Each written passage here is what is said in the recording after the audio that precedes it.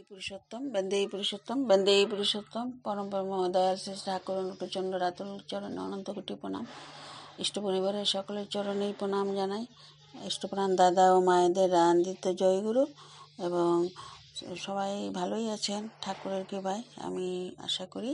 তো এখানে আমি আজকে আচার্যদেব 13ই মার্চ 1431 সোমবার 27/1/25 বেলা 11টায় ফিলনস্তপী সংরক্ষ মণ্ডপে আচার্যদেবের সান্নিধ্যে সবাই প্রণামতে বসেছে। তো এটা লেখাটা হলো সুভাষ মুশিকদার লেখা। আমি আপনাদের পড়ে শোনাচ্ছি। সব দিন তো আমরা দেওঘরে যেতে পারি না, উনি সবসময় থাকেন বসে, কখন কি আচার্য বলেন সেগুলো উনি তুলে রাখেন, সেখান থেকে আমি আপনাদেরকে শেয়ার করছি। তো সেখানে আচার্যদেবের কাছে সবাই এই নিবেদন করছেন, তারও সমাধানও হয়ে যাচ্ছে। তেমনি এক বধূর বাচ্চা হওয়ার অসুবিধা বহু ডাক্তার দেখিয়েছেন, সুফল পাননি, কোনো রিপোর্টও আনেননি। জেনে বকুনেশ্বরে বলছেন, মোবাইলে রিপোর্টগুলো তুলে রাখতে পারতেন না? মোবাইলে কি আছে, খালি জয়গুরু জয়গুরু এইরকম মানসিকতা। যেখানে ঋত্বিকদের গুরুভাইদের শাস্তি হওয়া দরকার, আর এরও নাচতে নাচতে এই কথা বলতে চলে এসেছে। হাতে এক গাদা আংটি, বধূটির আঙুলে কয়েকটি আংটি দেখে আস্থার কোনো চিহ্ন নেই। পাগলের দেশ, পাগলের সাথে থাকতে থাকতে আমিও পাগল হয়ে যাব।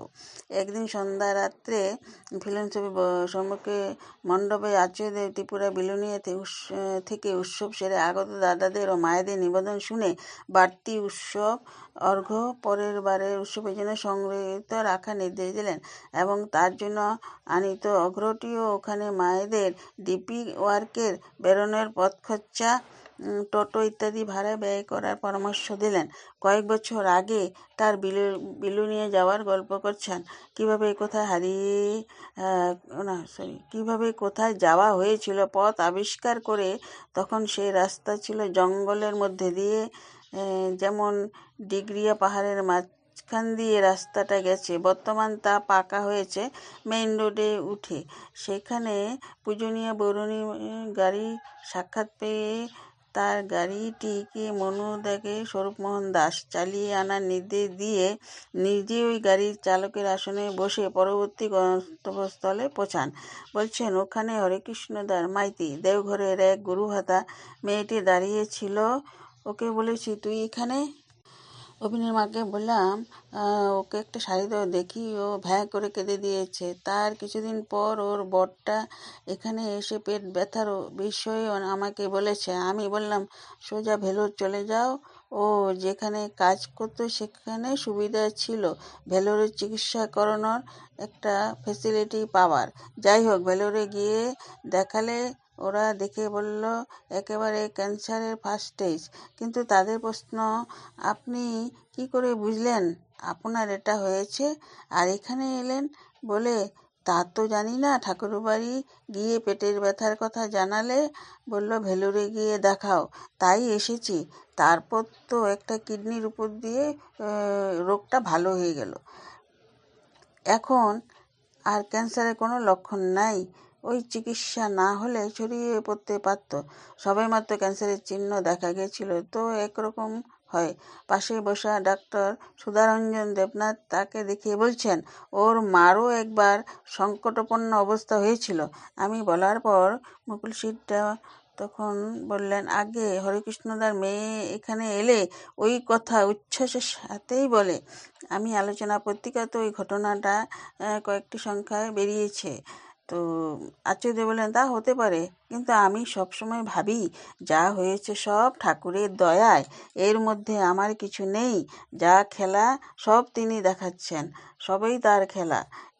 এভাবে কত কত সমস্যা সমাধান করছেন।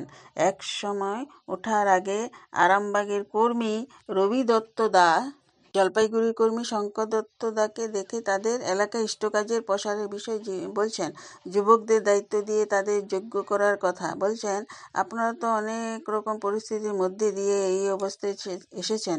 বড়দা শিশি বড়দার সঙ্গ করেছেন, শিশি দাদার সঙ্গ করেছেন, এখানে ঘোরাঘুরি করে যে অভিজ্ঞতা লাভ করেছেন তারা তো পায়নি, তাই প্রথমে তাদের কাছ থেকে আপনারা যেমনটা আশা করেন সেটা পেতে পারেন না, কিন্তু তাদের কাজে লাগিয়ে রাখতে রাখতে একটা সময় তারা চলার মতন পোক্ত হয়ে উঠবে। তখন আপনারা চোখ বুজলে তারাই মিশনকে এগিয়ে নিয়ে যেতে পারবে। আমি সবাইকে এই কথাটাই বলেছি। লিডারশিপ বাদ দেন। আশ্রমিক এক মেয়ে নাগাল্যান্ডে শ্বশুরবাড়ি, বর ছোট ছেলে সহ এসেছে।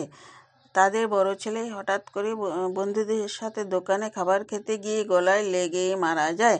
আকস্মিক এই দুর্ঘটনায় তারা স্বভাবতই শোকাহত। আচার্যদেব সব বিষয়টি অবগত, করণীয় যা করার করে চলেছেন। এখন ওঠার পর ওই মেয়েটির মুখোমুখি এসে পরম দরদে কথা বলছেন। তুমি এখানে কয়দিন থেকে যাও? উনি, বর প্রয়োজনে যেতে পারেন, ছেলে তোমার সাথে থাকুক, কয়েকদিন পর ফেরার বন্দোবস্তও করে দেব। এইসব নির্দেশাদি দিয়ে সান্ত্বনার সুরে বললেন। এই রকম অবস্থায় মনের অবস্থাটা কি হয় আর আমার দাদু, বাবা, ঠাম্মার গতিতে বুঝেছি তখন তার মনের অবস্থাটা কি হয়েছিল ও কিভাবে তার থেকে বেরিয়ে এসেছিলেন তা বলে মেয়েটির মনের গ্রহণ ক্ষমতা বাড়ালেন। তিনি মেয়েটিকে বলছেন, আমি ভাবলাম বাবা, শিশি দাদা যেতে কারো কোনো অসুবিধা না হয় এবং হবে না, কোনো অসুবিধা হবে না, কিন্তু আমার মাথার উপরে থেকে একটা আচ্ছাদন সরে যাওয়ার আমি থাকতে পারবো না। আমি আগের মতনই হালকা হতে পারবো না। আমি কেবল পরিবর্তিত হতে গেছি। এটা সংকলক সুবাই মুশিকদার লেখা, আপনাদের সাথে শেয়ার করলাম। জয় গুরু। ভালো লাগলো। সবারই সর্বাঙ্গী মঙ্গল হোক।